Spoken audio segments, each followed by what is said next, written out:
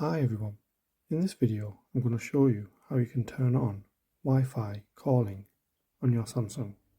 So if you find this video helpful, please give it a like and make sure you subscribe for more useful tutorials. So what you'll need to do is open up the call app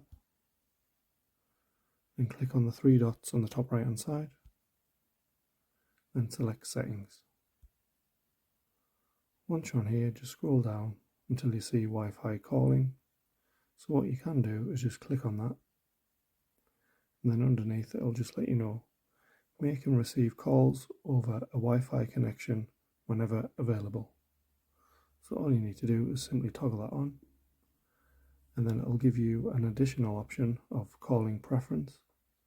So you can click on there and it'll give you two options. So you can either select Wi-Fi preferred or mobile network preferred.